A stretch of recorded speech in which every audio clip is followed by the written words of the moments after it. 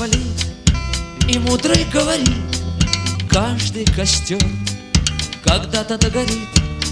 Ветер залунит, развеет без следа.